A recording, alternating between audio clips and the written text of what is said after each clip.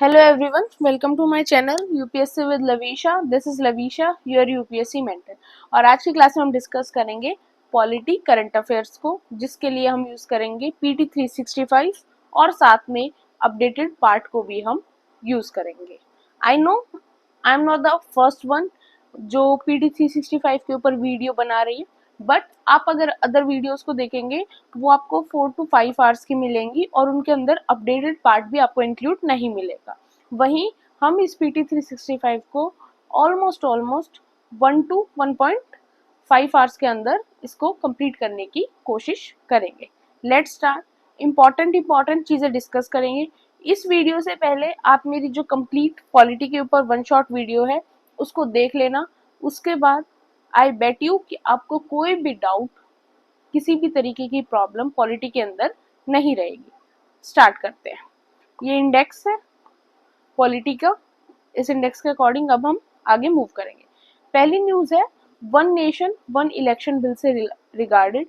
ये election bill जो है 2024 के अंदर पार्लियामेंट के अंदर रखा गया. इसकी डिमांड क्या थी कि देखो, हमारी कंट्री में लोकसभा इलेक्शंस होते हैं, फिर सभी स्टेट्स के इलेक्शंस होते हैं. अलग अलग टाइप पे इलेक्शंस होने की वजह से वो चीज़ टाइम कंज्यूमिंग भी होती है, उससे पैसा भी ज़्यादा लगता है गवर्नमेंट का, और सिक्योरिटी इश्यूज, काफ़ी चीज़ों की मैनेजमेंट गवर्नमेंट को करनी पड़ती है. तो गवर्नमेंट ये चाहती है कि पूरे नेशन के अंदर एक ही टाइम पर इलेक्शन हो, लोकसभा के भी और स्टेट इलेक्शन भी, दोनों साथ ही हो जाएं. उसके लिए ये बिल लोकसभा के अंदर रखा गया, जिससे क्या होगा, कॉन्स्टिट्यूशन के अंदर एक नया 82A आर्टिकल को इंसर्ट किया जाएगा. साथ में 83 आर्टिकल के अंदर कुछ चेंजेस किए जाएंगे. अब बात यह है कि ये बिल अभी तक एक्ट नहीं बना है, अभी तक ये सिर्फ बिल है, अभी तक इसकी आगे की प्रोसीडिंग्स नहीं हुई है. इसलिए अभी तक इसके एग्जाम में आने के चांसेस कम है, क्योंकि अभी तक एक्ट नहीं बना है और बिल तो हर दूसरे दिन पार्लियामेंट के अंदर आते ही रहते हैं. काफी ऐसी बॉडीज हैं जिन्होंने इस चीज के लिए बोला कि यस, कंट्री के अंदर साइमल्टेनियसली इलेक्शंस होने चाहिए. जैसे 170th रिपोर्ट है आपकी लॉ कमीशन की, पार्लियामेंट की स्टैंडिंग कमेटी रिपोर्ट है 2015 की, national commission to review the working of the constitution 2002 और working paper of NITI Aayog 2017. अब बात करते हैं स्टेट इलेक्शन कमीशन. अब स्टेट इलेक्शन कमीशन से रिलेटेड न्यूज क्या है, वो हमारा काम नहीं है. हमें सिर्फ क्या पता होना चाहिए कि स्टेट इलेक्शन कमीशन का काम क्या है, कि गवर्नमेंट का जो थर्ड लेवल है, पंचायती राज और म्युनिसिपैलिटी, वहां पर रेगुलर इलेक्शन कंडक्ट कराना स्टेट इलेक्शन कमीशन का काम होता है. उसके लिए ये आर्टिकल्स जो हैं ये आपके कॉन्स्टिट्यूशन के अंदर मेंशन है. इतना अगर आपको पता है तो that is more than enough. अब बात करते हैं डेलिमिटेशन कमीशन की. जहां तक कि डेलिमिटेशन कमीशन की बात है, टॉपिक इम्पॉर्टेंट है, बट बात क्या है ना कि 2024 का जो हमारा प्रीलिम्स था, वहां पर ऑलरेडी डेलिमिटेशन कमीशन से रिलेटेड क्वेश्चन आ चुका है. क्या क्वेश्चन आएगा कि उसमें पूछा गया था कि अभी तक कंट्री के अंदर इस कमीशन को कितनी बार कंस्टिट्यूट किया गया, और उसका आंसर था 4 टाइम्स, क्योंकि 4 बार इसको अभी तक कंस्टिट्यूट किया गया है. उसके अलावा इसमें ऐसा कुछ भी इम्पोर्टेंट नहीं है जो यूपीएससी आपसे पूछ सके, और पूछ भी सके तो हमने ऑलरेडी अपनी पॉलिटी क्लास में इसको डिस्कस कर लिया है. जो जो इसे क्वेश्चन बनते हैं we already discussed in our polity class, तो यहाँ पर हम इसको स्किप कर देंगे. नेक्स्ट है ईवीएम वीवीपीएटी. अब इसके बारे में भी हम ऑलरेडी डिस्कस कर चुके हैं. यहाँ पर आपको सिर्फ याद रखना है इसकी जर्नी क्या है, कि 1982 से पहली बार इलेक्ट्रॉनिक वोटिंग मशीन का यूज किया गया. फिर ईवीएम के यूज के लिए परमिट जो थी उसके लिए रिप्रेजेंटेटिव्स ऑफ पीपल एक्ट 1951 के अंदर अमेंडमेंट लाई गई. फिर ईवीएम को जनरल इलेक्शंस के लिए अडॉप्ट कर लिया गया. फिर सुप्रीम कोर्ट ने मैंडेट किया किसके किसके यूज के, वीवीपीएटी के यूज के. वीवीपीएटी क्या है, voter verifiable paper audit trial, जिससे क्या होता है कि आपकी वेरिफिकेशन और अच्छी तरीके से हो जाती है और वोटिंग के अंदर और ज्यादा ट्रांसपेरेंसी बनी रहती है. अब इसकी एडवांटेजेस क्या है, डिसएडवांटेजेस क्या है, ये सारी चीजें हमें प्रीलिम्स के लिए हमें इस चीज की जरूरत नहीं है. नेक्स्ट है मॉडल कोड ऑफ कंडक्ट. मैंने आपको बताया था कि मॉडल कोड ऑफ कंडक्ट क्या होता है. We all know what is model code of conduct, that's all. पहली बार कब इंट्रोड्यूस किया गया था, 1960 के अंदर, केरला के स्टेट असेंबली इलेक्शंस के अंदर। अब ये बात भी आपसे नहीं पूछी जाएगी, हमें सिर्फ इतना पता होना चाहिए ये सेट ऑफ गाइडलाइंस है जो पॉलिटिकल पार्टीज को, कैंडिडेट्स को, सभी को फॉलो करनी होती है जिससे कि कंट्री के अंदर फ्री एंड फेयर इलेक्शंस हो सके। अब मॉडल कोड ऑफ कंडक्ट के अंदर क्या क्या चीजें इंक्लूडेड हैं वो हम डिस्कस ऑलरेडी कर चुके हैं। लोकसभा इलेक्शंस, हमें पता है 2024 में लोकसभा इलेक्शंस हुए और दोबारा से मोदी गवर्नमेंट पावर में आई और दोबारा से नरेंद्र मोदी हमारे पीएम बन गए। अब उससे हमें क्वेश्चन क्या आ सकता है आपके पास, जो बेसिक्स हैं लोकसभा की क्या स्ट्रेंथ है, लोकसभा की क्या ड्यूरेशन होती है, कौन से आर्टिकल्स के अंदर लोकसभा के बारे में दिया हुआ है, जो सब कुछ हम ऑलरेडी अपनी पॉलिटी लेक्चर में डिस्कस कर चुके हैं। तो यहाँ पर हमें उस चीज को दोबारा डिस्कस करने की जरूरत नहीं है। देखो PT 365 क्या होता है कि जितने भी कोचिंग सेंटर्स अपनी अपनी मैगजीन्स को निकालते हैं उसमें से PT 365 को हम मान सकते हैं कि अगर हमने इसको अच्छी तरह कवर कर लिया तो 101% ऐसा कोई करंट अफेयर नहीं बचेगा जो हमारे एग्जाम में हमसे पूछा जाए और PT 365 में मेंशन ना हो। बट साथ में PT 365 की प्रॉब्लम क्या है कि ये थोड़ी सी लेंदी होती है, तो हमें इसको इस तरीके से स्टडी करना होता है कि हम चीज़ों को एलिमिनेट कर पाए कि क्या हमें इसमें से पढ़ना है, क्या हमें इसमें से पढ़ने की ज़रूरत नहीं है। उस चीज़ का डिफ्रेंसिएशन बस हमें आना चाहिए। तो एक PT 365 को आपको कंप्लीट करने में सिर्फ 1 से 2 घंटे ही लगेंगे और उससे आपका जो एसेंस है कि हाँ जो आपके यूपीएससी के लिए काम आ जाए, आपका जो करंट अफेयर का मामला है वो भी क्लियर आउट हो जाएगा। अब लोकसभा के बारे में हमें सब कुछ पता है, ड्यूरेशन क्या होता है, सेशंस कैसे होते हैं, डिवाइसेस क्या क्या होती हैं, बस वो फिर मोर देन इनफ है। आर्टिकल 329 बी, इसके बारे में भी हमें पता है क्योंकि हम ऑलरेडी डिस्कस कर चुके हैं। फिर भी यहाँ पर देख लेते हैं, as per 329 B, no election to parliament और state legislator shall be question except through an election petition filed as prescribed by law made by the appropriate legislature. कि अगर 329 बी का मतलब क्या हुआ कि सपोज इलेक्शंस हो गए, अगर election free and fair manner में नहीं हुए, ये चीज सुप्रीम कोर्ट को दिख भी रही है, तो भी सुप्रीम कोर्ट उसके ऊपर एक्शन नहीं ले सकता जब तक कि उस इलेक्शन से रिलेटेड कोर्ट के अंदर कोई इलेक्शन पिटीशन फाइल ना हो। अगर इलेक्शन पिटीशन फाइल हुई उसी के बाद सुप्रीम कोर्ट अपनी उसके ऊपर इन्वेस्टिगेशन कर सकता है, उसके ऊपर कोई स्टेटमेंट दे सकता है। उसके अलावा बिना किसी इलेक्शन पिटीशन के सुप्रीम कोर्ट इलेक्शन के मामले में इंटरफेयर नहीं कर सकता। नेक्स्ट है नॉमिनेशन इन इलेक्शन। ये चीज क्यों न्यूज में रही कि समटाइम्स क्या होता है कि सपोज मानो किसी जगह से दो कैंडिडेट खड़े थे, एक का नाम ए था, एक का नाम बी था।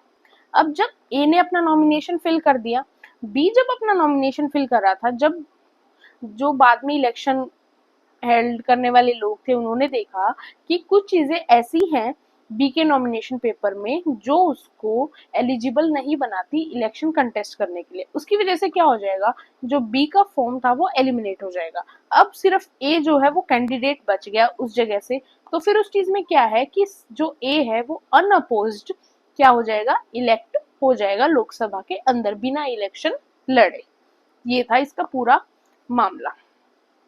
अब बात करते हैं रीपोलिंग की। रीपोलिंग क्या होता है कि समटाइम्स क्या होता है किसी पोलिंग बूथ के ऊपर कोई सिक्योरिटी इशू आ जाता है, किसी तरीके का वॉयलेशन हो जाता है, कोई ईवीएम के अंदर प्रॉब्लम आ जाती है, किसी कैंडिडेट की डेथ हो जाती है, कुछ भी ऐसा हो जाता है उसकी वजह से उस जगह पर रीपोलिंग की कंडीशन आ जाती है कि वहां पर दोबारा से वोटिंग करवाई जाएगी, उसको हम कहते हैं रीपोलिंग। ऐसा अब जब इलेक्शंस हुए, जब ऐसा कुछ मणिपुर और अरुणाचल प्रदेश के अंदर देखा गया।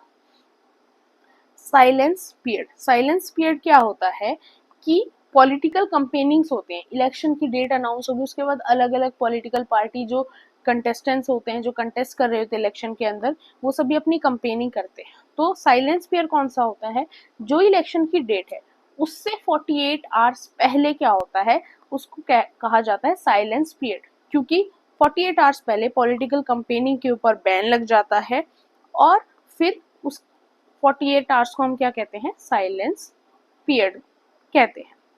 नेक्स्ट है वन कैंडिडेट मल्टीपल कॉन्स्टिट्यूएंसीज। अब देखो पहले क्या होता था कि पहले एक कैंडिडेट के ऊपर लिमिट नहीं होती थी कि वो कितनी भी कॉन्स्टिट्यूएंसी से इलेक्ट हो रहा है, लेकिन अब उस चीज के ऊपर लिमिट है।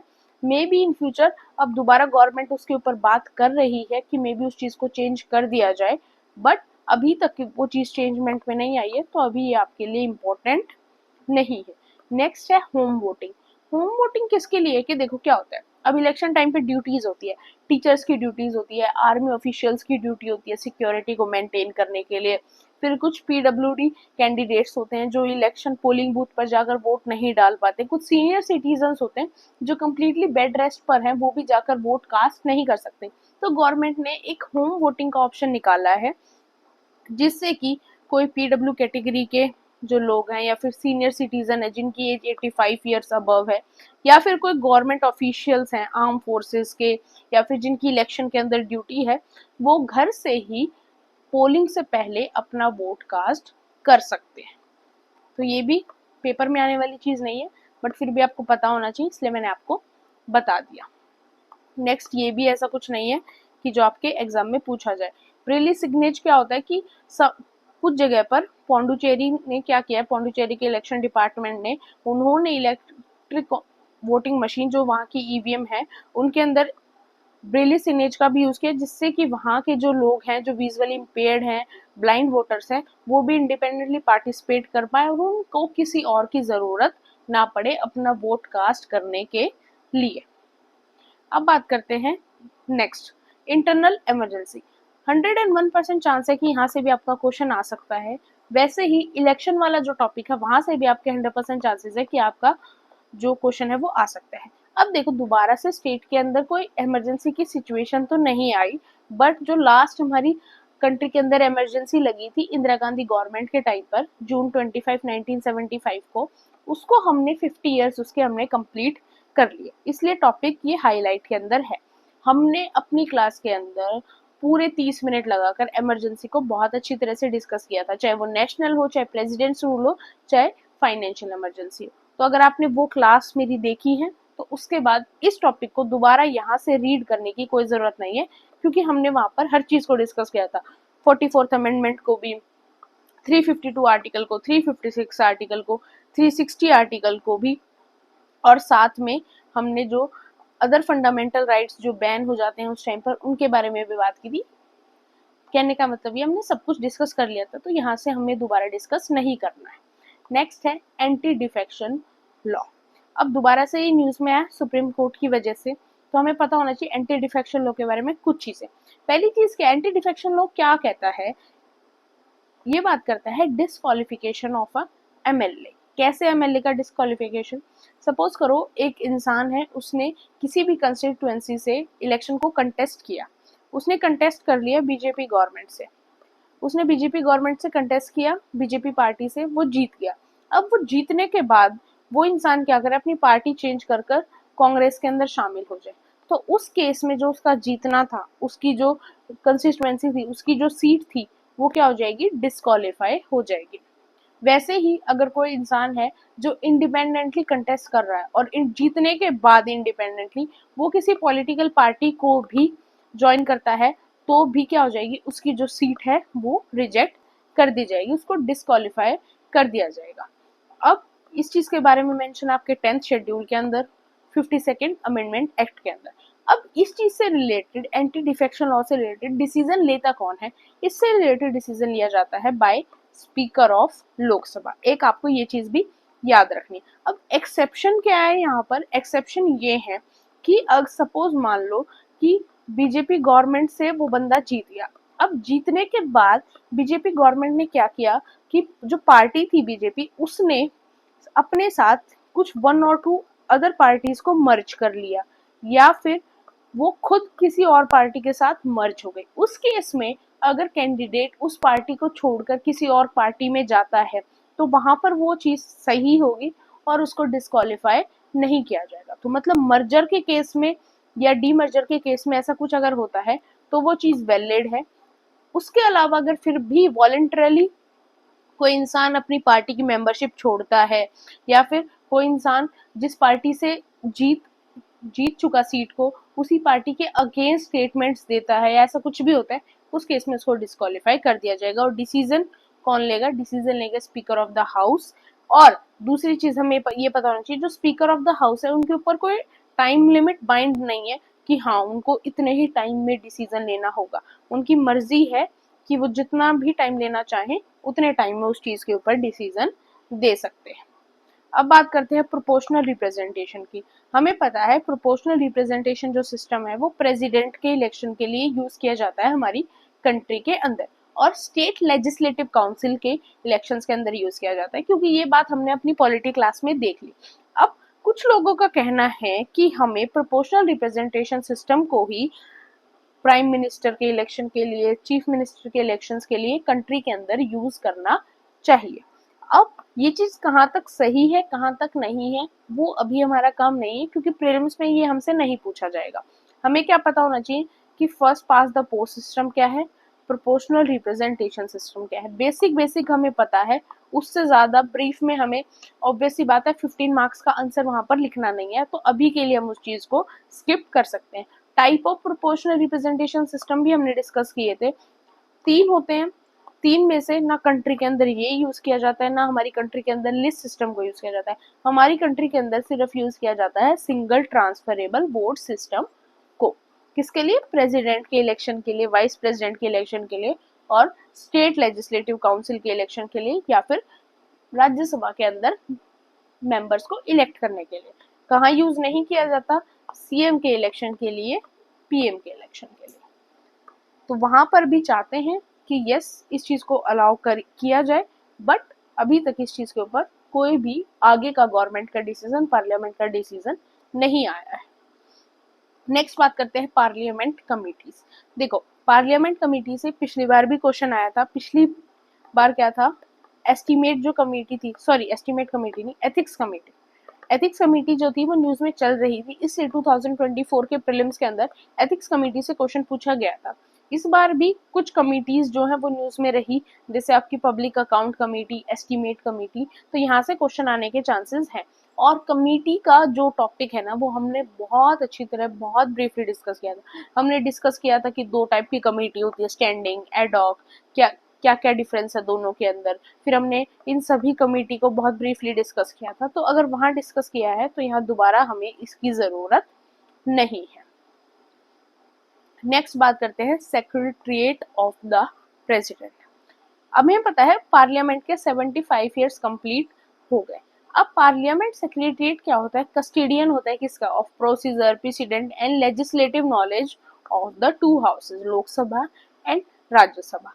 तो हमें इसके कॉन्स्टिट्यूशनल प्रोविजंस जो है याद होने चाहिए रिलेटेड टू सेक्रेटरिएट। हमारा पहला है आर्टिकल 98, जिसके अंदर लिखा हुआ है each house of parliament shall have a separate secretarial staff. हमें ये याद होना चाहिए। उसके अलावा बताना चाहिए आर्टिकल 187 क्या कहता है? Make similar provision for secretariat of state legislator. ये पार्लियामेंट के लिए हो गया, ये स्टेट लेजिस्लेटर के लिए हो गया। तो बस ये आर्टिकल हैं जो आपको पता होने चाहिए, क्योंकि आपसे वन स्टेटमेंट के अंदर ये पूछे जा सकते हैं। फिर फंक्शंस क्या हैं वो आपसे नहीं पूछे जाएंगे, अभी के लिए फंक्शंस को आप स्किप कर सकते। अदर इंपॉर्टेंट न्यूज में यहाँ पे कैबिनेट सेक्रेटरी के बारे में बात की गई है।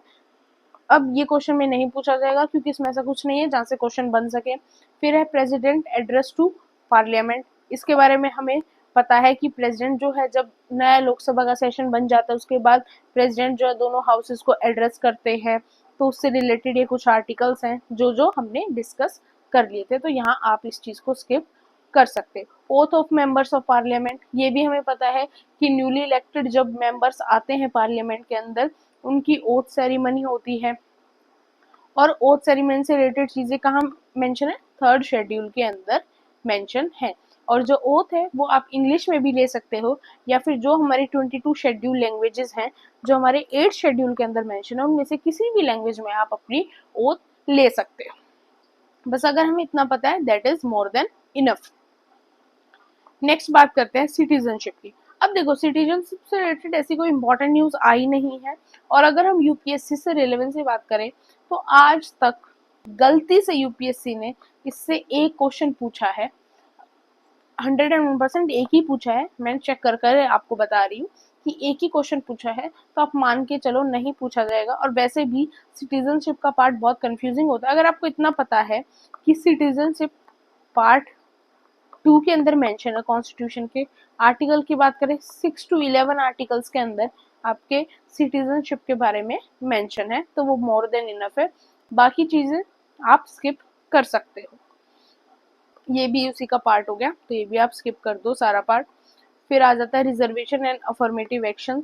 यहाँ पर भी ऐसा कुछ नहीं है जो आपसे पूछा जाए, क्योंकि यहाँ पर ऐसा कोई क्वेश्चन बनता ही नहीं। आप पूरा पढ़कर भी देखोगे, आप खुद क्वेश्चन बनाने की कोशिश करोगे, तो यहाँ से आपको कोई क्वेश्चन बनता हुआ दिखेगा ही नहीं। सब क्लासिफिकेशन ऑफ शेड्यूल कास्ट, ये चीज काफी हाईलाइट में आई थी उस टाइम पर, बट यहाँ से ऐसा कोई क्वेश्चन नहीं निकल कर आ रहा जो आपसे पूछा जाए। सिर्फ सुप्रीम कोर्ट ने एक सजेशन दिया कि यस, जैसे ओबीसी के अंदर क्लासिफिकेशन है क्रीमी लेयर की, नॉन क्रीमी लेयर की, वैसे ही अगर स्टेट गवर्नमेंट चाहे तो वो शेड्यूल कास्ट के अंदर भी क्लासिफिकेशंस कर सकती है। अब वो स्टेट गवर्नमेंट के ऊपर है, सुप्रीम कोर्ट ने इस चीज को कंपलसरी नहीं किया। नेक्स्ट है uniform civil code. Maximum time uniform civil code जो है वो न्यूज में ही रहता है ये टॉपिक। अब यूनिफॉर्म सिविल कोड के बारे में एक चीज हमें पता होनी चाहिए कि आर्टिकल 44 के अंदर मेंशन है, जिसके अंदर डीपीएसपी के अंदर पार्ट कौन सा है कॉन्स्टिट्यूशन का, 4th। अब नेक्स्ट चीज हमें क्या पता होनी चाहिए कि हमारी कंट्री के लिए यूनिफॉर्म सिविल कोड इम्पॉर्टेंट है, क्योंकि काफी टाइम पे कोर्ट को, गवर्नमेंट को प्रॉब्लम होती है डिसीजन मेकिंग के अंदर। क्यों? क्योंकि हिंदू लॉ अलग है, मुस्लिम लॉ अलग है, related to marriage, related to divorce, related to inheritance, related to maintenance, और जो आज के टाइम पर ये एलमनी वाली चीजें चल रही है उनसे रिलेटेड, अडॉप्शन से रिलेटेड। तो वो सारी चीजों में प्रॉब्लम ये हो जाती है कि अगर आपने इंटर रिलीजन मैरिज की है, फिर कोई और प्रॉब्लम की सिचुएशन है, वहां पर लॉ कैसे बनेगा? जो कोर्ट है या गवर्नमेंट है वो अपने डिसीजन कैसे उस चीज पे क्लैरिफाई कर सकती है? इसलिए यूनिफॉर्म सिविल कोड हमारी कंट्री के अंदर जरूरी है। उत्तराखंड गवर्नमेंट ने यूनिफॉर्म सिविल कोड को अप्लाई ऑलरेडी कर दिया है, उसके अलावा अभी तक कंट्री के अंदर ये अडॉप्ट नहीं किया गया है, तो वो अभी हमें फ्यूचर में देखना पड़ेगा कि वो चीज अप्लाई होती है या अप्लाई नहीं होती। बस अभी आप आर्टिकल 44 याद रखो, पार्ट 4 के अंदर है, वो याद रखो। नेक्स्ट है places of worship special provision act 1991। अब ये आपसे नहीं पूछा जाएगा, क्योंकि ये वैसे भी एक रिलेटेड टू एक पर्टिकुलर थिंग हो गया, तो ये चीज वैसे भी गवर्नमेंट या मतलब सॉरी यूपीएससी आपसे नहीं पूछने वाला। नेक्स्ट है प्रिवेंटिव डिटेंशन। प्रिवेंटिव डिटेंशन हमने ऑलरेडी डिस्कस किया था फंडामेंटल राइट्स वाले टॉपिक के अंदर। इसके अंदर आपको एक तो कॉन्स्टिट्यूशनल प्रोविजंस पता होने चाहिए। We discuss thoroughly about article 22, जिसके अंदर आपका आर्टिकल 22 का 1 पार्ट क्या कहता है, right to be informed of arrest grounds. 22(4) कहता है detention beyond 3 months require advisory body approval. 22(2) क्या कहता है, presentation before magistrate within 24 hours and detention beyond requires magistrate's approval. 22(5) कहता है early notification of grounds for detention and opportunity to contest detention order. तो ये सारे articles आपको याद होने चाहिए। उसके अलावा हमें पता है प्रिवेंटिव डिटेंशन क्या होता है, कि जब हम किसी इंसान को एक शक के बेसिस पर ट्रायल के अंदर डालते हैं तो उसको प्रिवेंटिव डिटेंशन कहते हैं। कि फॉर एग्जांपल कोई टेररिस्ट अटैक हुआ, हमने एक इंसान के ऊपर शक था, गवर्नमेंट को, पुलिस को, कि इसने वो चीज की है, तो उसको सिर्फ शक के बेसिस पे आपने जेल के अंदर डाल दिया। उस केस में उसके ऊपर वो रूल्स अप्लाई नहीं होते जो नॉर्मली हम किसी को भी अरेस्ट करने से पहले अप्लाई करते हैं। जैसे आप नॉर्मली किसी को अरेस्ट करती है गवर्नमेंट, तो उसको आपको अरेस्ट ग्राउंड्स बताने पड़ते हैं पुलिस को, साथ में उसको मजिस्ट्रेट के सामने 24 घंटे से पहले पेश करना पड़ता है। वो सारी चीजें प्रिवेंटिव डिटेंशन के केस में नहीं होती। हाँ, 3 महीने के अंदर अगर सामने वाले जिसको आपने ट्रायल में रखा है, जिस शक के बेसिस पे रखा है, अगर वो शक आप प्रूफ नहीं होता है, तो 3 महीने के बाद आपको उस इंसान को छोड़ना पड़ेगा। ये है आपका प्रिवेंटिव डिटेंशन। नेक्स्ट है पर्सनैलिटी राइट्स। नहीं पूछा जाएगा, बस आपको पता होना चाहिए पर्सनैलिटी राइट्स के 2 कंपोनेंट होते हैं, right to publicity and right to privacy. अब इसके अंदर देखो, राइट टू जो पब्लिसिटी है वो कोई किसी कॉन्स्टिट्यूशनल राइट के अंदर नहीं आता, उससे रिलेटेड आपके एक्ट हैं ट्रेडमार्क्स एक्ट 1999 और कॉपीराइट एक्ट 1957। वही राइट टू प्राइवेसी जो है वो आपका कॉन्स्टिट्यूशनल राइट है, एक फंडामेंटल राइट है अंडर आर्टिकल 21। तो ये आपको पता होना चाहिए। नेक्स्ट है एनिमी प्रॉपर्टी। एनिमी प्रॉपर्टी क्या है कि सपोज किसी दुश्मन की प्रॉपर्टी है और उसको हैंडल आप कर रहे हो, जैसे an enemy property in Uttar Pradesh belonging to ancestors of Pakistan former president Pervez Musharraf is directed for sale. ऐसी प्रॉपर्टी क्या है, ऐसी प्रॉपर्टी को डायरेक्ट जो गवर्नमेंट है वो अपने अंडर ले लेगी और उसके ऊपर फिर गवर्नमेंट ही आगे उस चीज पर एक्शन लेगी। ऐसा कुछ नहीं है जो एग्जाम में आए, skip it. Right to be forgotten, right to be forgotten के बारे में सुप्रीम कोर्ट ने बात की, इशू को हैंडल किया related to digital privacy, but इससे रिलेटेड ऐसा कुछ भी सामने नहीं आया जो आपको कॉन्स्टिट्यूशन के अंदर पूछा जाए। सिर्फ इतना पता होना चाहिए, एससी ने रिकॉग्नाइज किया राइट टू बी फॉरगॉटन को as a part of right to life under article 21। तो बस ये आपको याद रखना है। अगर आपसे पूछा जाए राइट टू फॉरगॉटन, एग्जाम में लिखा हो, आर्टिकल नीचे लिखे हो, आर्टिकल 21 के ऊपर टिक मार्क कर देना। अब ये कुछ भी इंपॉर्टेंट नहीं है, इनर लाइन परमिट वगैरह सब कुछ स्किप करना है। सेंटर स्टेट रिलेशंस हैं, फिजिकल फेडरलिज्म की जहाँ तक की बात है, हमें पता है कि कैसे पूरी वर्किंग चलती है। We know about 7 schedule, 7 schedule के अंदर तीनों स्टेट लिस्ट अलग मेंशन है, कॉन्करेंट अलग मेंशन है, सेंट्रल लिस्ट अलग मेंशन है, वो हमें पता होनी चाहिए। उसके अलावा हमें पता होना चाहिए इंटर स्टेट ट्रेड और कॉमर्स से रिलेटेड चीज़ें आर्टिकल 269 ए के अंदर है। वहीं जो टैक्स का डिफरेंसेस है वो आपके आर्टिकल 246 के अंदर मेंशन है। फाइनेंस कमीशन के बारे में मेंशन है। ये सारी चीज़ें आपको पता होनी चाहिए, बस ये आर्टिकल याद होने चाहिए। और आर्टिकल की जहाँ तक की बात है, मैंने अलग से वीडियो बना रखे इंपॉर्टेंट आर्टिकल्स जो हमें एग्जाम के लिए याद होने चाहिए। अगर वो याद है तो इनको दोबारा से देखने की यहाँ पर ज़रूरत नहीं है। सोर्सेज आपको पता ही है स्टेट रिवेन्यू के क्या क्या हैं, टैक्स है, नॉन टैक्स है, ग्रांट्स है जो यूनियन गवर्नमेंट से मिलती है। पर यहाँ से क्वेश्चन नहीं बन रहा प्रीलिम्स में, स्किप कर दो। नेक्स्ट है special category status. Special category status was demanded by Bihar and Andhra Pradesh. तो पहली चीज तो ये है, ये एक स्टेट न्यूज हो गई, ऐसे इसमें कुछ भी सेंटर से रिलेटेड चीजें नहीं है, जो पूरी कंट्री के ऊपर चीजें अप्लाई होती हो, इसलिए यूपीएससी आपसे नहीं पूछेगा। और वैसे भी बिहार और आंध्र प्रदेश ने अभी स्पेशल स्टेटस की मांग की है, अभी तक उनको स्पेशल स्टेटस मिला नहीं है, क्योंकि हमारी कंट्री के अंदर काफी ऐसी जगहें हैं, काफी ऐसे स्टेट्स हैं जिनको स्पेशल स्टेटस मिला हुआ है। पहले जम्मू एंड कश्मीर के पास भी था आर्टिकल 370 के अंडर, बट अब वो हटा दिया गया है। अब कुछ नॉर्थ ईस्टर्न स्टेट्स हैं, कुछ ट्राइबल एरियाज हैं जहाँ पर आज भी स्पेशल प्रोविजंस हैं कॉन्स्टिट्यूशन के अंदर मेंशन, बट उसी तरीके से अभी गवर्नमेंट ने बिहार और आंध्र प्रदेश के लिए कोई भी स्पेशल पैकेज अनाउंस नहीं किया। उन्होंने डिमांड की, बट अभी तक उस डिमांड को अप्रूव नहीं किया गया। नेक्स्ट है 6 शेड्यूल। अब 6 शेड्यूल हमें ऑलरेडी पता है क्या होता है, बट फिर भी थोड़ा सा देख लेते हैं। अब 6 शेड्यूल और 5th शेड्यूल दोनों सेम ही चीज की बात करते हैं, शेड्यूल एरियाज की। अब शेड्यूल एरियाज 5th शेड्यूल के अकॉर्डिंग अगर हम बात करें, उसके अंदर अभी करंटली 10 स्टेट इंक्लूड है। आप 10 से ज्यादा स्टेट्स को भी इंक्लूड कर सकते हो, चेंजमेंट कर सकते हो। वहीं जो 6th शेड्यूल है उसके अंदर सिर्फ 4 स्टेट्स इंक्लूड है, असम, मेघालय, त्रिपुरा एंड मिजोरम, और यही 4 जो है वो अप्लाई रहेंगे। अब जो हमने पीसा एक्ट 1996 को डिस्कस किया था, वो भी आपका 5th शेड्यूल के ऊपर अप्लाई होता है, 6th शेड्यूल के ऊपर अप्लाई नहीं होता। हालांकि ये बात भी हम कर चुके हैं। वैसे ही आपकी ट्राइबल एडवाइजरी काउंसिल होती है जिसको आप गवर्नर बनाते हैं फॉर 5th शेड्यूल, वैसे ही 6th शेड्यूल के लिए भी वो ऑटोनोमस डिस्ट्रिक्ट काउंसिल भी बनाते हैं, ऑटोनोमस रीजनल काउंसिल भी बनाई जाती है, जिसको कंस्टिट्यूट कौन करते हैं, क्रिएट कौन करते हैं, governor of a particular state. और फिर वो चीज़ें क्या होती है कि वो जो पर्टिकुलर एरिया होता है, उस एरिया के अंदर टैक्स वगैरह, फॉरेस्ट मैनेजमेंट, एग्रीकल्चर, उनके लिए कुछ रूल्स अलग होते हैं, क्योंकि वो ट्राइबल डोमिनेटेड एरियाज होते हैं। तो वहाँ पर चीज़ें कैसे होती हैं, ट्राइबल लोगों को ध्यान में रख कर होती है। Formation of new state. अब देखो, तेलंगाना की फॉर्मेशन हुई थी 2014 के अंदर। तेलंगाना को बने हुए 10 साल कंप्लीट हो चुके हैं, इसलिए जो आर्टिकल है आपके फॉर्मेशन से रिलेटेड, आपका आर्टिकल 2 है, आपका आर्टिकल 3 है, वो थोड़े न्यूज में आ गए। आर्टिकल 2 हमने ब्रीफली डिस्कस किया, आर्टिकल 3 हमने ब्रीफली डिस्कस किया। हमें ये पता है स्टेट रीऑर्गेनाइजेशन कमीशन और कमिटीज के बारे में। एस के धर को हमने डिस्कस किया, जेबीपी को हमने डिस्कस किया, फैजल अली को हमने डिस्कस किया, सभी चीज़ों को ब्रीफली हमने डिस्कस किया हुआ है। आंध्र प्रदेश की फॉर्मेशन कैसे हुई थी वो हमने डिस्कस किया हुआ है। जब सब कुछ हमने डिस्कस किया हुआ है तो हमें यहाँ से दोबारा से डिस्कस करने की ज़रूरत नहीं है।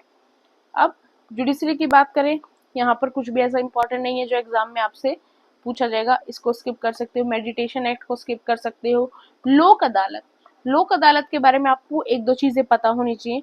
लोक अदालत क्या होता है कि अब आपको पता है सुप्रीम कोर्ट को 75 ईयर हो चुके हैं एस्टेब्लिशमेंट के, इसलिए स्पेशल लोक अदालत की फॉर्मेशन की गई। लोक अदालत को बोला जाता है पीपल्स कोर्ट। इसके अंदर पास सेम पावर होती है जो एक सिविल कोर्ट के पास पावर होती है। उसके अलावा बात क्या है, जो लोक अदालत का डिसीजन होता है वो फाइनल होता है और वो सामने वाले जो भी इंसान अपना मैटर लोक अदालत में लेकर आए उसको मानना पड़ता है। और ऐसा नहीं है कि लोक अदालत का डिसीजन आपको पसंद नहीं आया तो आप उससे रिलेटेड जो अपील है वो कहीं और करेंगे, वो डिसीजन फाइनल होगा। लोक अदालत में कैसे कैसे केसेस सॉल्व हो सकते हैं, मैट्रिमोनियल डिस्प्यूट्स हैं, प्रॉपर्टी डिस्प्यूट है, मोटर एक्सीडेंट क्लेम्स हैं, कुछ लैंड एक्विजिशन का मामला है, वो सारी चीजें यहाँ पर सॉल्व की जा सकती हैं। नेक्स्ट है फ्री लीगल एड। अब फ्री लीगल एड के बारे में आपको पता है आर्टिकल 21 के अंदर मेंशन है, ये आपको पता होना चाहिए। दूसरा आर्टिकल 39A के अंदर मेंशन है, जो किससे ऐड किया गया था, 42nd अमेंडमेंट एक्ट से ऐड किया गया था। ये दोनों बात हमें पता है, ये दोनों बातें पता है तो तीसरी जो बात है वो हमसे पेपर में पूछी भी नहीं जाएगी। नेक्स्ट है ट्रिब्यूनल सिस्टम इन इंडिया। इसके अंदर भी आपसे आर्टिकल आपको पता होना चाहिए, ट्रिब्यूनल क्या सिस्टम होता है वो आपको पता होना चाहिए। ट्रिब्यूनल की बात करें, हमारे कॉन्स्टिट्यूशन के आर्टिकल 323A के अंदर और 323B के अंदर ट्रिब्यूनल से रिलेटेड चीजें मेंशन है। हम सेंट्रल एडमिनिस्ट्रेटिव ट्रिब्यूनल की फॉर्मेशन कौन से आर्टिकल के अंदर कर सकते हैं, आर्टिकल 323A के अंदर हम इसको कर सकते हैं। उसके अलावा एक ट्रिब्यूनल और एक कोर्ट में डिफरेंस क्या होता है ये हमें पता होना चाहिए। अब कोर्ट क्या होता है, कोर्ट अपनी पावर लेता है कॉन्स्टिट्यूशन ऑफ इंडिया से, वहीं ट्रिब्यूनल भी एक पार्लियामेंट का एक्ट है, वहां से ट्रिब्यूनल को पावर मिलती है। ट्रिब्यूनल की एस्टेब्लिशमेंट किससे, कौन सी कमेटी की रिकमेंडेशन से की गई, ये हमें पता होना चाहिए, सुवर्ण सिंह कमेटी। अब एक बात बताओ, सुवर्ण सिंह कमेटी की रिकमेंडेशन से एक चीज और ऐड की गई थी कॉन्स्टिट्यूशन में, वो क्या थी? अगर आपने मेरी क्लासेस देखे तो आपको पता होगा, वो चीज कमेंट सेक्शन में आपको मेंशन करनी है। उसके अलावा जो ट्रिब्यूनल से रिलेटेड प्रोविजंस है वो कौन सी अमेंडमेंट से ऐड किए गए, 42nd अमेंडमेंट से वो चीजें ऐड की गई। पावर्स दोनों की अलग अलग है। जो ट्रिब्यूनल है वो किसी स्पेसिफिक पर्पस के लिए इस्टेब्लिश किए जाते हैं, वहीं आपका जो कोर्ट है वो तो सिविल मैटर्स भी हैंडल करता है, क्रिमिनल केसेस को भी हैंडल करता है। मेंबर्स की बात करें, कोर्ट के अंदर आपको सिर्फ जुडिशरी वाले मेंबर्स मिलते हैं, सिर्फ आपको जजेस मिलते हैं जिनको जुडिशियल नॉलेज होती है, वहीं ट्रिब्यूनल्स के अंदर आपको जुडिशियल मेंबर्स में मिलेंगे और जिस टॉपिक से रिलेटेड उस ट्रिब्यूनल को, जिस मैटर से रिलेटेड उस ट्रिब्यूनल को बनाया गया है, उस मैटर से रिलेटेड स्पेशल नॉलेज रखने वाले इंसान भी आपको वहां पर मिलेंगे। नेक्स्ट है बेल। हम सबको पता है बेल क्या होती है। अब बेल के बारे में आपको क्या याद रखना है कि अगर किसी डिजर्विंग इंसान को कोर्ट से बेल मिलने में लेट हो जाता है तो वो उस इंसान के राइट्स का वायलेशन है अंडर आर्टिकल 21। तो आपसे ये चीज पूछी जा सकती है कि अगर कोर्ट ने डिजर्विंग केस के अंदर बेल को डिनाई कर दिया तो वो कौन से आर्टिकल के अकॉर्डिंग वायलेशन ऑफ राइट है, तो आपको वहां पर आंसर देना है आर्टिकल 21 के अकॉर्डिंग। उसके अलावा बेल कई तरीके की होती है, इंटरिम बेल होती है, डिफॉल्ट बेल होती है, रेगुलर बेल होती है, एंटीसिपेटरी बेल होती है, ये आपसे नहीं पूछा जाएगा, तो इस चीज को आप यहाँ पर स्किप कर सकते हो। नेक्स्ट है ग्राम न्यायालय, इनके बारे में आपसे नहीं पूछा जाएगा। कंटेम्प्ट ऑफ कोर्ट की जहां तक की बात है, न्यूज इंपॉर्टेंट नहीं है, सिर्फ इतना पता होना चाहिए आर्टिकल 129 के अंदर सुप्रीम कोर्ट डील करता है कंटेम्प्ट ऑफ कोर्ट से, और वहीं आर्टिकल 215 के अंदर हाई कोर्ट जो है वो कंटेम्प्ट ऑफ कोर्ट से डील करते हैं, ये भी हम ऑलरेडी डिस्कस कर चुके हैं। नेक्स्ट मर्सी पिटीशन के बारे में ऐसा कुछ नहीं है, सिर्फ मर्सी पिटीशन की वजह से एक आर्टिकल हाईलाइट होता है, वो आपका आर्टिकल 72 जो प्रेसिडेंट को पावर देता है किसी को भी पार्डन की, रिप्राइव, रिस्पाइट, सस्पेंड, रिमीट किसी की भी सजा को करने के लिए। इन सभी वर्ड्स का मतलब हमने ब्रीफली अपनी क्लास में डिस्कस कर लिया था। नेक्स्ट क्यूरेटिव पिटीशन, इसको आप स्किप कर सकते हो, ये इंपॉर्टेंट है थोड़ा सा। फास्ट ट्रैक स्पेशल कोर्ट्स, अब ये मोर एफिशिएंट कहाँ पर है रेप केसेस को हैंडल करने में, या फिर वो केसेस जो protection of children from sexual offences यानी पोस्को एक्ट से रिलेटेड है। ऐसा किसने बोला है? ऐसा एक रिपोर्ट ने बोला है, इंडिया चाइल्ड प्रोटेक्शन की रिपोर्ट ने। अब ये फास्ट ट्रैक स्पेशल कोर्ट्स होते क्या हैं? सेंटर स्पॉन्सर्ड स्कीम के तहत इनको 2019 के अंदर लॉन्च किया गया था, एक्सटेंड कर दिया गया था 2026 तक। फंडिंग इनको कहाँ से मिलती है? निर्भया फंड से इनकी फंडिंग आती है। इम्प्लीमेंटेशन कौन से डिपार्टमेंट ने की? Department of justice, ministry of law and justice ने। ऑब्जेक्टिव क्या है? Ensure swift disposal of rape cases and those coming, कौन से केसेस? जो पोस्को एक्ट के अंदर आते हैं उन केसेस को। और ये लिंक किससे होते हैं? नेशनल जुडिशियल डाटा ग्रिड से। अभी के लिए फंक्शनल है काफी, मतलब यूटी और स्टेट को मिलाकर 30 ऐसी जगह हैं जहां पर ये चीजें अभी तक फंक्शनल हैं। जीरो एफआईआर, जीरो एफआईआर क्या होती है कि देखो नॉर्मली हम क्या सुनते हैं कि जिस एरिया के अंदर कोई क्राइम हुआ है उसी क्राइम के अंदर, मतलब उसी के नियर अबाउट पुलिस स्टेशन के अंदर आप एफआईआर रजिस्टर कराते हो। जीरो एफआईआर का मतलब ये होता है कि आपकी जो एफआईआर है वो रजिस्टर हो जाएगी इरिस्पेक्टिव द एरिया कि वो जो ऑफेंस है वो कहाँ हुआ है।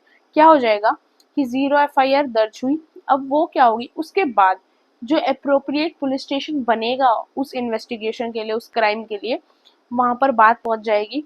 उसके बाद क्या होगा, वहां पर जाकर दोबारा से आपकी नई एफआईआर बनेगी। सिर्फ इतना सा ही मतलब है किसका? जीरो एफआईआर का। नेक्स्ट, ये भी इंपॉर्टेंट नहीं है, इंपॉर्टेंट ये भी नहीं, इंपॉर्टेंट जीरो एफआईआर भी नहीं था बट फिर भी मतलब कॉमन यूज में वर्ड है तो मैंने आपको वहां पर मेंशन कर दिया। अब है important criminal law reforms act. आपको पता है नए पुराने जो ब्रिटिश के टाइम के लॉज थे उनको रिप्लेस कर दिया गया है, इंडियन पीनल कोड को रिप्लेस कर दिया गया है। आपको पता होना चाहिए रिप्लेस कर दिया गया है, बट यहाँ से क्वेश्चन तो एग्जैक्टली कुछ भी नहीं है जो यूपीएससी आपसे डायरेक्ट उठाकर पूछ लेगा, क्योंकि अब वो आपसे ना यूपीएससी ने कभी आईपीसी 302 क्या है, 287 क्या है वो पूछा, और ना अब वो ये सेम चीज भारतीय न्याय संहिता या फिर भारतीय नागरिक सुरक्षा संहिता इनसे रिलेटेड आपसे पूछेगा। Next, digital personal data protection act 2023। Act 2023 का है। पहली बात तो ये न्यूज में बस इतना ज्यादा वैसे भी नहीं है अब तो, लास्ट 1 ईयर से, और वैसे भी यहाँ से कोई क्वेश्चन नहीं बनता है तो इसको स्किप कर दो। Next, public examination prevention of unfair means rule 2024। इसके अंदर चाहे इसको पूरा रीड कर लेना, आपको खुद को समझ नहीं आएगा इसमें से क्वेश्चन क्या है, कुछ क्वेश्चन बनेगा ही नहीं।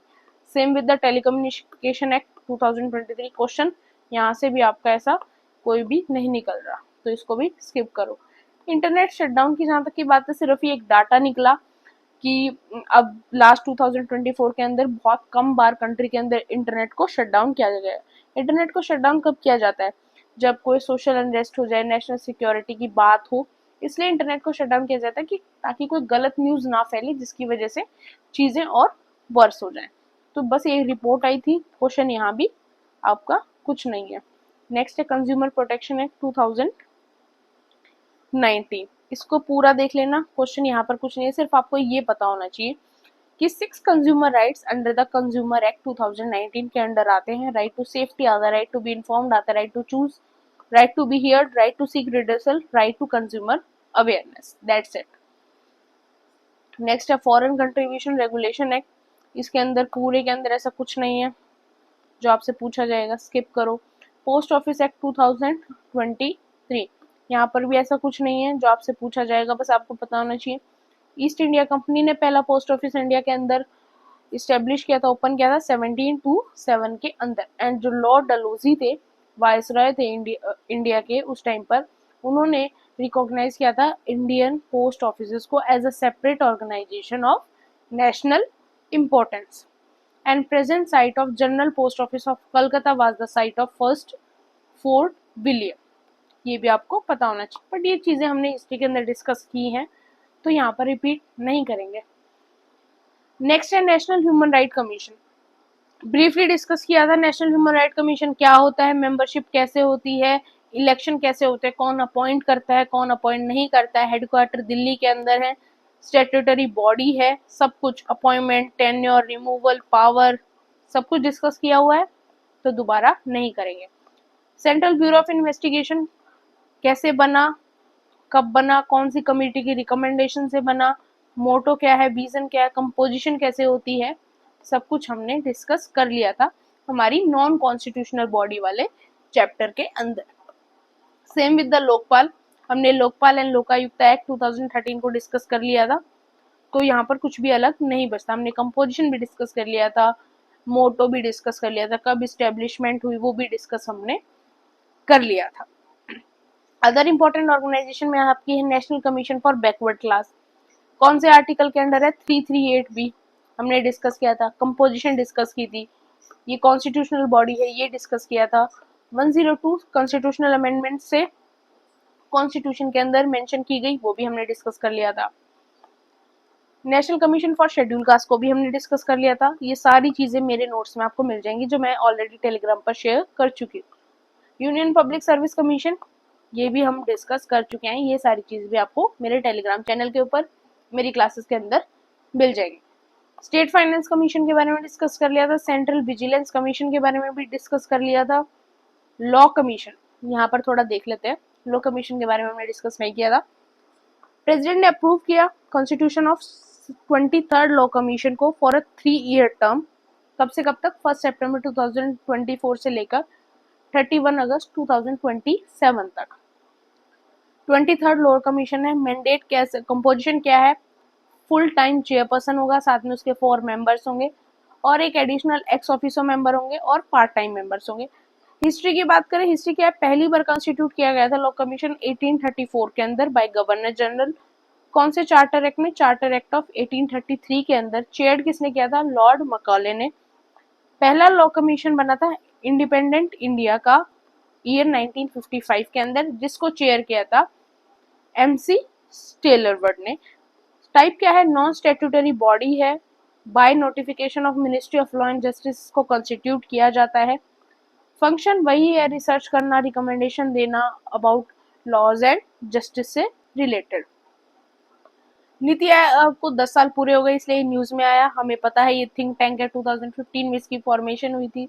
इसकी कंपोजिशन क्या है, नीति आयोग कौन कौन सी रिपोर्ट रिलीज करती है, ये सब कुछ हमें पता है क्योंकि हम अपनी क्लास के अंदर डिस्कस कर चुके हैं। आपको रिपोर्ट्स भी याद रखनी है नीति आयोग की, कि national multi dimensional poverty index, systematic transformation of school education, साथ ही रिपोर्ट एक्सपोर्ट प्रिपेयर्डनेस इंडेक्स, ये सारी रिपोर्ट्स जो हैं वो नीति आयोग रिलीज करती है। यूनिवर्सल पोस्टल यूनियन की 150th एनिवर्सरी को मनाया गया। अब इस्टेब्लिश कैसे हुआ था, as a general post union establish हुआ था 1874 के अंदर through treaty of Bern. Second oldest international organisation है after international telecommunication union formed in 1865। World post day celebrate किया जाता है इसी की एनिवर्सरी के दिन। हेडक्वार्टर है बर्न, स्विट्जरलैंड के अंदर। 192 कंट्रीज इसकी मेंबर हैं। इंडिया ओल्डेस्ट और मोस्ट एक्टिव मेंबर्स में से एक है और ये यूनाइटेड नेशन की स्पेशलाइज्ड एजेंसी के अंदर इंक्लूडेड है। अब आते हैं important aspects of governor. Right to information है, राइट टू इन्फॉर्मेशन के बारे में पता होना चाहिए क्योंकि 20 ईयर्स जो है वो राइट टू इन्फॉर्मेशन के कंप्लीट हो चुके हैं। 2005 के अंदर इसको इनेक्ट किया गया, फोर्स के अंदर, ये अक्टूबर 2005 के अंदर आया। काम क्या है, इंफॉर्मेशन असेस करना। आप चाहो तो आप पब्लिक अथॉरिटीज से किसी भी तरीके की इंफॉर्मेशन आप मांग सकते हैं, आप RTI एक्ट का यूज कर सकते हैं। इसके लिए फॉर्मेशन की गई central and state information commission की। दोनों ही कमीशन को हमने ब्रीफली डिस्कस कर लिया था अपनी कॉन्स्टिट्यूशनल नॉन कॉन्स्टिट्यूशनल बॉडी वाले लेक्चर के अंदर, तो अब हम इसको दोबारा इंक्लूड नहीं करेंगे और यहाँ पर हम इसको स्किप कर सकते हैं। आधार है, आधार के बारे में ऐसा कुछ भी नहीं है, हमें पता है आधार कार्ड क्या होता है। एक यूनिक 12 डिजिट हमारे पास नंबर होता है जो हमारी आइडेंटिटी को देता है, जो किसी का भी सेम नहीं होता, वो सारी चीजें हमें पता है। इशू कौन करता है उसको, UIDAI। अब UIDAI के बारे में हमें थोड़ा सा पता होना चाहिए कि एक स्टैट्यूटरी बॉडी है जिसको 2016 के अंदर इस्टेब्लिश किया गया था। कौन सी मिनिस्ट्री के अंदर, ministry of electronics and information technology के अंदर। फंक्शंस आपको इसके पता ही। Central sponsored schemes. अब सेंट्रल स्पॉन्सर्ड स्कीम्स क्या होती हैं, ये मैंने आपको बताया था कि सेंट्रल स्कीम के अंदर और सेंट्रल स्पॉन्सर्ड स्कीम के अंदर फ़र्क क्या होता है। सेंट्रल स्पॉन्सर्ड स्कीम्स होती हैं जहाँ पर कुछ हिस्सा स्टेट का भी होता है। अब वो अलग अलग जगह का अलग अलग पैटर्न है कि फॉर एग्जांपल अगर जो नॉर्थ ईस्टर्न स्टेट्स हैं आपकी, या फिर जो 3 हिमालयन की ऐसी स्टेट हैं जहाँ पर क्या होता है सेंट्रल स्पॉन्सर्ड स्कीम का मतलब कि 90% सेंटर का और 10% स्टेट का। वैसे अलग अलग जगह पर अलग अलग है। बाकी स्टेट्स के लिए क्या है, 60% सेंटर का, 40% स्टेट का पैसा। वहीं यूनियन टेरिटरीज जहाँ पर लेजिस्लेटर नहीं है, मतलब जहाँ पौंडुचेरी, दिल्ली और जम्मू एंड कश्मीर को छोड़कर जो यूनियन टेरिटरीज हैं, वहाँ पर सेंट्रल स्पॉन्सर्स स्कीम्स के अंदर भी 100% जो फंडिंग होगी वो किसकी होगी, सेंट्रल गवर्नमेंट की ही होगी। तो ये सारी चीज़ें हैं, बट ये सारी चीज़ें भी आपसे एग्जाम में नहीं पूछी जाएंगी। नेक्स्ट है आपका मिशन कर्मयोगी। अब इसको लॉन्च किया गया था, जो कैपेसिटी बिल्डिंग कमीशन है उसके अंडर 2021 के अंदर। इसने अपने 3 साल कंप्लीट कर लिए 2024 के अंदर।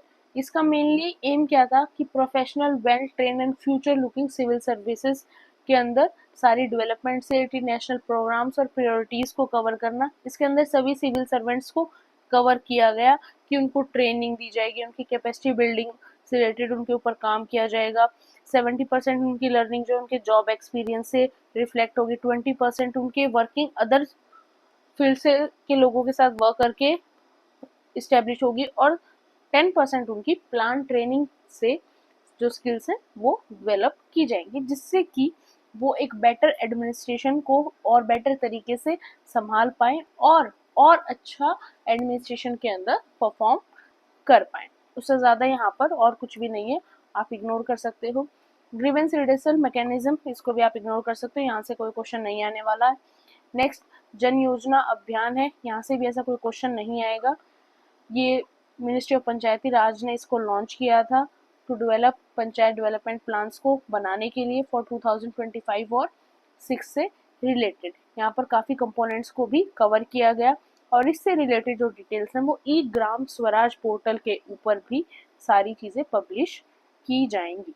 ऑडिटिंग ऑफ लोकल बॉडीज, अब ये चीज़ नई सामने आई कि लोकल बॉडीज़ की जो ऑडिटिंग है वो भी काफ़ी इंपॉर्टेंट है, जिसकी वजह से जो आपकी 73rd और 74th अमेंडमेंट है वो दोनों न्यूज़ में रही, बट ऐसा कुछ भी इम्पोर्टेंट न्यूज़ में नहीं था। सिर्फ आपको 73rd और 74th अमेंडमेंट की बहुत अच्छी नॉलेज होनी चाहिए। इंपॉर्टेंट आर्टिकल्स जो हैं वो ऑलरेडी हम क्लास में डिस्कस कर सकते हैं। ज़्यादा क्वेश्चन आने के चांसेस है 73rd अमेंडमेंट से, क्योंकि 74th अमेंडमेंट से रिलेटेड क्वेश्चन आपके 2024 के प्रीलिम्स में ऑलरेडी आ चुके हैं। तो बिना 1 साल के गैप के यूपीएससी क्वेश्चन रिपीट नहीं करने वाला। कंटेनमेंट बोर्ड्स की जहाँ तक की बात है, कंटेनमेंट बोर्ड से रिलेटेड चीज़ें एडमिनिस्ट्रेड होती है आपकी कंटेनमेंट एक्ट 2006, जो किसके नीचे आता है आपका 74 कॉन्स्टिट्यूशनल अमेंडमेंट एक्ट के अंडर। उससे रिलेटेड अलावा जो एडमिनिस्ट्रेटिव कंट्रोल है ऐसे एरियाज का, वो कौन हैंडल करती है, मिनिस्ट्री ऑफ डिफेंस। नेक्स्ट है constitutionalisation of environmental issue. Supreme court ने एक रिसेंट जजमेंट में ये बोला कि एक अच्छे क्लाइमेट के अंदर रहना भी हमारे आर्टिकल 14 और आर्टिकल 21 है जो कॉन्स्टिट्यूशन का, उसके अंडर ही आता है। क्योंकि 21 क्या कहता है, राइट टू लाइफ, एक अच्छी लाइफ हमारा अधिकार है।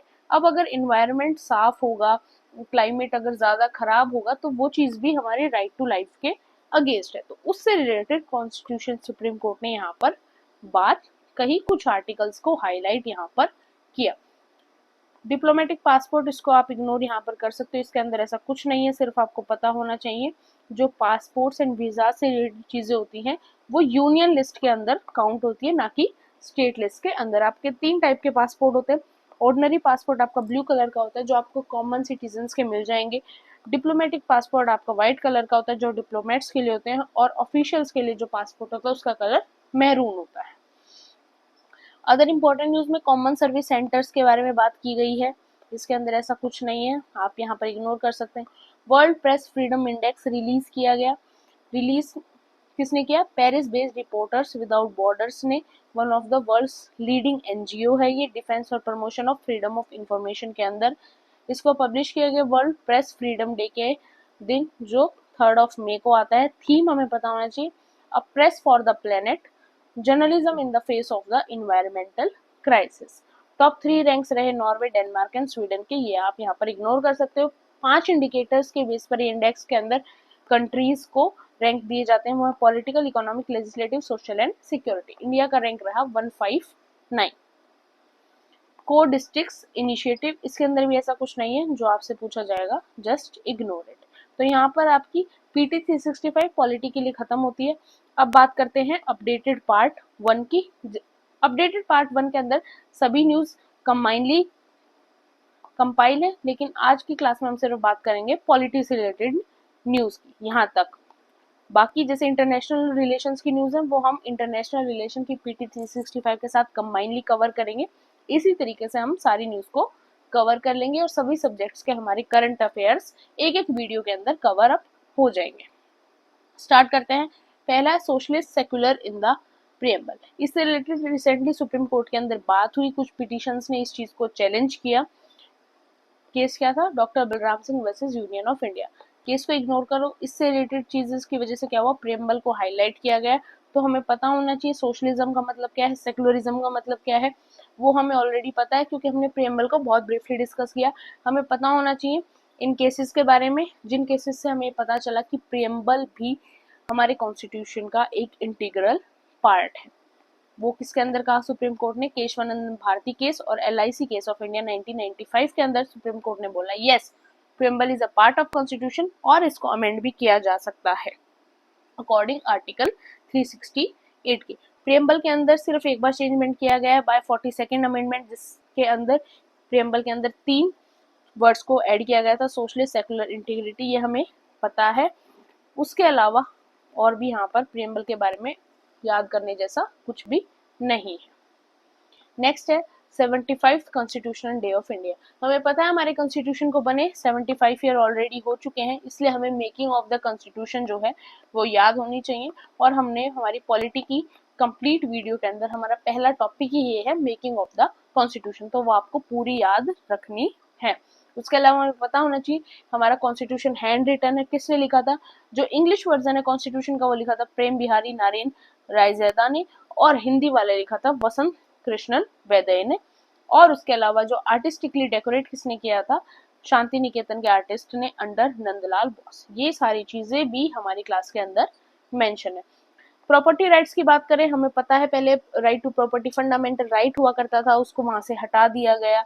उसके बाद 44th कॉन्स्टिट्यूशनल अमेंडमेंट से उसको 300A के अंदर इंक्लूड किया गया।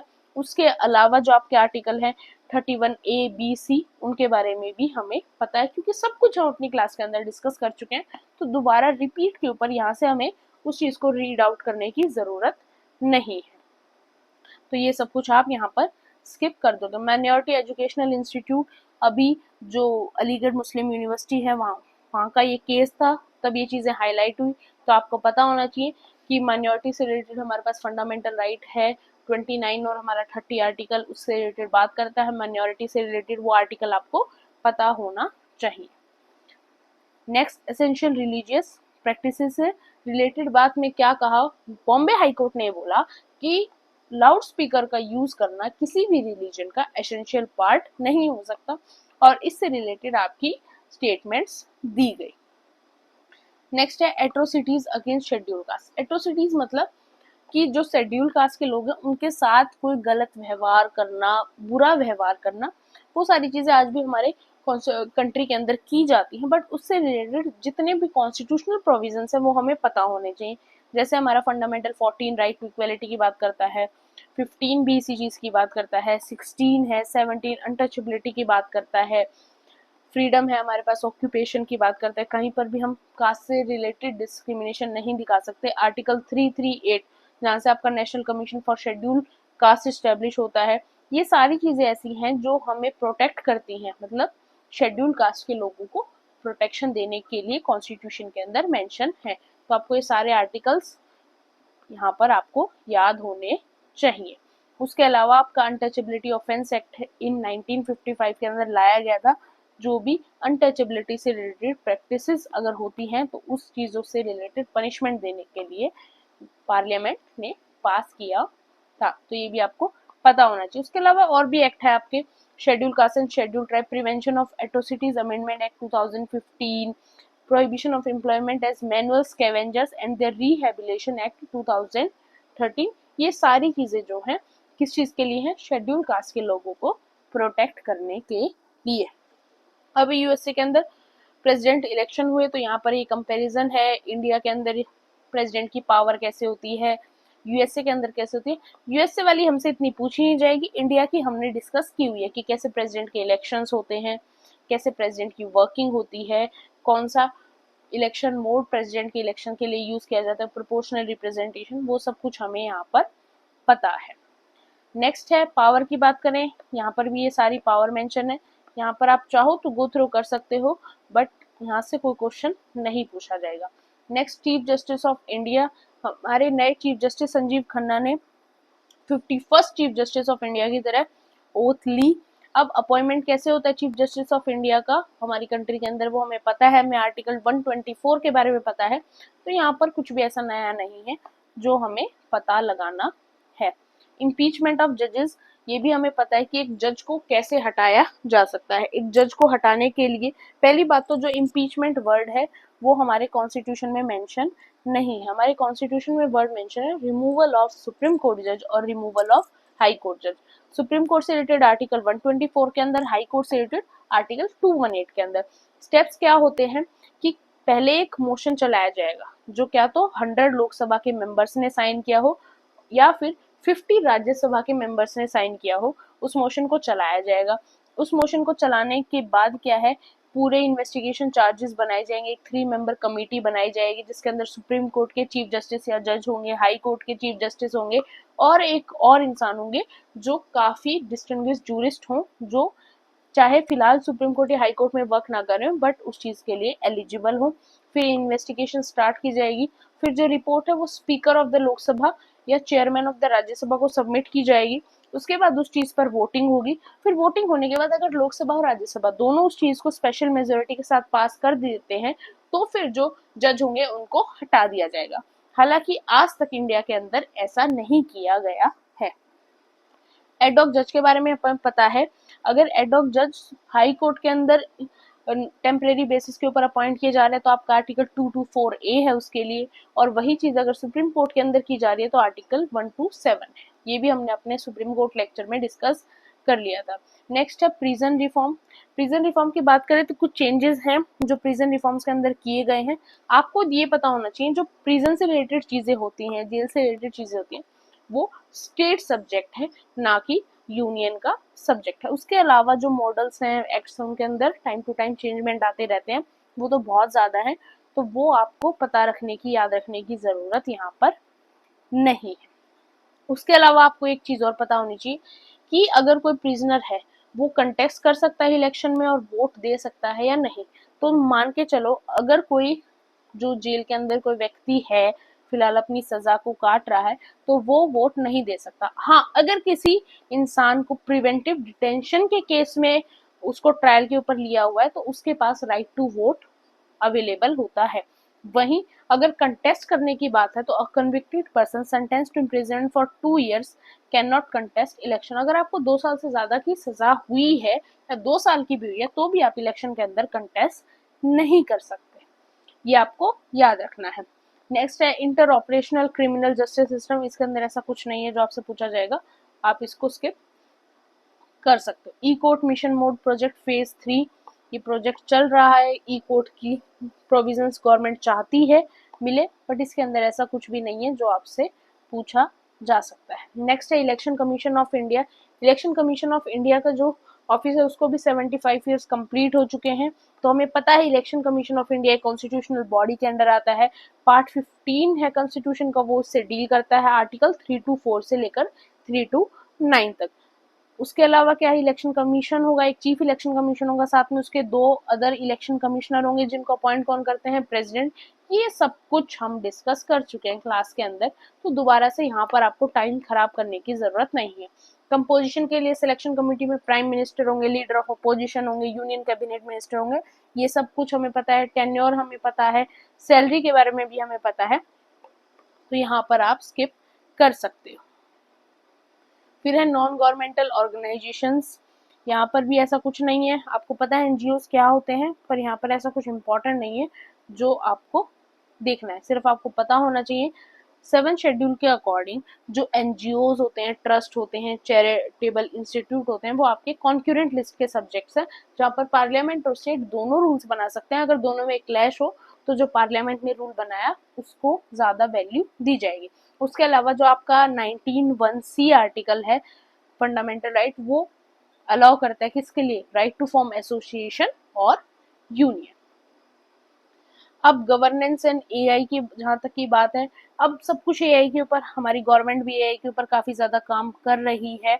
अब जैसे कि एक टूल है, जैसे सुवास एक टूल है, सुप्रीम कोर्ट विधिक अनुवाद सॉफ्टवेयर है, ये भी एक एआई बेस्ड ट्रांसलेशन टूल है जो हेल्प करता है लैंग्वेज गैप्स को कम करने के अंदर, लीगल प्रोसीडिंग्स के अंदर। ट्रिप्स ऐसे काफ़ी एआई टूल्स हैं जो आज के टाइम पर हमारी गवर्नमेंट को हेल्प कर रही हैं, जिससे कि गवर्नेंस जो है वो और अच्छी तरीके से हो सके, सारी चीज़ें और इजी हो सके, स्किल डेवलपमेंट हो सके, और एआई की हेल्प से हमारी वर्किंग जो है और एफिशिएंट हो सके और जल्दी हो सके।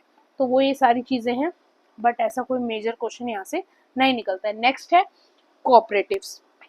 अब कोऑपरेटिव्स के बारे में आपको पता होना चाहिए, डेफिनेशन क्या है कोऑपरेटिव्स की। ये वॉलंटरीली ग्रुप होते हैं of individuals with common needs, जो इकट्ठे होते हैं और कॉमन इकोनॉमिक गोल्स को शेयर करते हैं। उसके अलावा हमें इसके बारे में पता होना चाहिए जो इसके स्ट्रेंथ, करंट स्टेटस क्या है, और साथ में फंडामेंटल राइट्स क्या हैं या फिर कॉन्स्टिट्यूशनल राइट क्या है रिलेटेड टू कोऑपरेटिव्स। स्टार्टिंग कहाँ से होती है, कोऑपरेटिव क्रेडिट सोसाइटी एक्ट 1904 से। करंट स्टेटस इंडिया के अंदर है that India holds 27% of world cooperatives, 20% of Indians are part of cooperatives, global average है 12% की। लीडिंग स्टेट कौन से हैं कोऑपरेटिव्स में, सबसे ज्यादा आगे आपके महाराष्ट्र है, फिर गुजरात है, तेलंगाना है, एमपी है, एंड देन कर्नाटका है। कॉन्स्टिट्यूशनल स्टेटस आपको याद रखना है, 97th अमेंडमेंट एक्ट से कोऑपरेटिव सोसाइटीज को जो कॉन्स्टिट्यूशन के अंदर ऐड किया गया। फंडामेंटल राइट में आपका आता है 19(1)(c) के अंदर आपका कोऑपरेटिव सोसाइटी एड ऑन है। डायरेक्टिव प्रिंसिपल में आर्टिकल 43(b) के अंदर कोऑपरेटिव्स वर्ड है कि हमें कोऑपरेटिव्स को प्रमोट करना चाहिए। और न्यू पार्ट एक कॉन्स्टिट्यूशन के अंदर ऐड किया गया, वो था आपका 9(b), जहां पर आर्टिकल 243(z)(h) से लेकर 243(z)(t) तक कोऑपरेटिव गवर्नेंस से रिलेटेड चीजें मेंशन हैं। और उसके अलावा जो आपका कोऑपरेटिव्स वाला पार्ट है वो यूनियन लिस्ट का पार्ट है, ना कि स्टेट लिस्ट का, ये भी आपको याद रखना है। उसके अलावा ये सारी चीजें आपको करने की जरूरत नहीं है। अब है multiple corporations in municipal corporation in India. तो आपको पता है 74th कॉन्स्टिट्यूशनल अमेंडमेंट एक्ट के बारे में, तो वही सारी चीजें हैं। एंशियंट टाइम पर भी आपकी होती थी सभा समिति वेदांता होती थी, ये सब कुछ हमने डिस्कस किया एंशियंट के अंदर। मेडिवल के अंदर हमने यहाँ पर जो चोला पीरियड के अंदर चीजें होती थी, हमने इस इंस्क्रिप्शन को भी डिस्कस किया हुआ है, इवन उथय मेरूर इंस्क्रिप्शन को भी हमने डिस्कस किया, हमने परंटका 1 को भी डिस्कस किया हुआ है। ब्रिटिश इंडिया के टाइम पर भी हमारी फर्स्ट म्युनिसिपल कॉर्पोरेशन को, लॉर्ड मायो के रिजोल्यूशन को, लॉर्ड रिपन के रिजोल्यूशन को, सब कुछ हमने ऑलरेडी डिस्कस किया हुआ है, और 74th कॉन्स्टिट्यूशनल अमेंडमेंट को भी डिस्कस किया हुआ है। तो यहाँ से आप स्किप कर सकते हो अगर आपने मेरी क्लासेस को देखा है तो। उसके बाद ये इम्पोर्टेंट नहीं है, ये भी इम्पोर्टेंट नहीं है, सपोज स्किप कर सकते हो। भारतीय वायुयान विधेयक 2024, इसके अंदर भी ऐसा कुछ नहीं है जो आपसे यूपीएससी पूछेगा, यहाँ भी आप सारी चीज़ों को स्किप कर सकते हो। ई दाखिल पोर्टल है, डिपार्टमेंट ऑफ कंज्यूमर अफेयर्स का पोर्टल है, जिसने नेशनल वाइड इम्प्लीमेंटेशन को अनाउंस किया, ई दाखिल पोर्टल। इसके अंदर क्या है, पहले लॉन्च किया गया by national consumer dispute resolution commission ने 2020 के अंदर। ये क्या है, ये एक ऑनलाइन प्लेटफॉर्म है जो सिंप्लीफाई करता है कंज्यूमर के ग्रीवेंसेस प्रोसेस को, जो अलाउ करता है कंज्यूमर्स को कि आप कंप्लेन को फाइल कर सकते हो, अपने केसेस को ट्रैक कर सकते हो, सब कुछ आप ऑनलाइन कर सकते हो, आपको फिजिकली प्रेजेंट होने की जरूरत नहीं है। नेक्स्ट है अमृत ज्ञान कोश पोर्टल। ये पोर्टल किसके लिए है, ये पोर्टल डेवलप किया है बाय कैपेसिटी बिल्डिंग कमीशन और कर्म योगी भारत, दोनों ने मिलकर लॉन्च किया है। इसका भी क्या काम है, वही to empower educators and enhance the quality of public administration training across India. जो कर्मयोगी भारत का काम है वही इस पोर्टल की हेल्प से बस वही काम थोड़ा आसान हो जाएगा। उसके अलावा ये कुछ भी इम्पोर्टेंट आपका नहीं है। इंटरस्टेट काउंसिल है, इंटरस्टेट काउंसिल को दोबारा रिकॉन्स्टिट्यूट कर दिया गया है। आर्टिकल हमें पता है 263 ऑलरेडी हमने अपनी क्लास में डिस्कस किया, कंपोजिशन भी हमने डिस्कस कर ली थी, तो यहाँ पर दोबारा हमें इसमें से कुछ भी डिस्कस नहीं करना है। ये सारी चीजें हैं। एडजर्नमेंट सीने डे, इस मोशन के बारे में हम क्लास में डिस्कस किया था, आपको याद होना चाहिए, एग्जाम में पूछा जा सकता है। प्रिविलेज मोशन के बारे में हम डिस्कस किया है। सप्लीमेंट्री ग्रांट हमने देखा है। Private member bill, private member bill क्या होता है कि कोई मेंबर, कोई एमएलए एमपी जिसके पास मिनिस्टर का रैंक नहीं है, फिर भी वो पार्लियामेंट के अंदर बिल अगर अनाउंस करना चाहता है, वो बिल प्रेजेंट करना चाहता है पार्लियामेंट के अंदर, तो उसके कुछ कंडीशंस होती हैं।